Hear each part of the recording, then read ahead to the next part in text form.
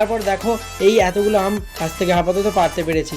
তারপর ঠাকুমা বসে গেছে হচ্ছে আমগুলো ছাড়াতে, আর এই যে ঠাকুমা সুপার হাসি দিয়ে এখন আমগুলো ছাড়াচ্ছে। তারপর ফাইনালি আমি খেয়ে নিলাম একটু গ্লুকন্ডি, কারণ শরীরে এনার্জি কমে গেছে অনেক। তারপর মাও বসে গেছে আমগুলো কাটতে, কারণ আজকে হচ্ছে মা করবে আমগুড়। আর এই আমগুড় কার কার খেতে খুব ভালো লাগে বলো? আমার তো একদমই ভালো লাগে না। তারপর ফাইনালি ভাই শরবত করতে রেডি হয়ে গেল। শরবতটা খাওয়ার পর লাঞ্চ কমপ্লিট করে বিকালে বেরিয়ে পড়লাম আর একটা দোস্তকে আনার জন্য, মানে আর একটা জিনিস বাড়িতে আনার জন্য, নতুন গেস্ট বাড়ির। তাই জন্য ভাই আর আমি বেরিয়ে পড়লাম। ভাই হচ্ছে খুব এক্সাইটমেন্টে আছে ওর গেস্ট আসছে বলে, তাই জন্য ফাইনালি ওই বাইকটা নিয়ে বেরিয়েছে আজকে।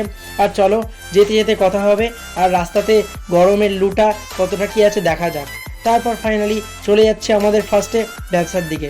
আর ভাই যেহেতু গাড়িটা চালাচ্ছে তাই নিজে একটু আমি হিরো ভেবে নিলাম, কারণ আমি একটু হাওয়া খেয়ে চুলটাকে উড়িয়ে একটা শর্টস ভিডিও নিচ্ছিলাম।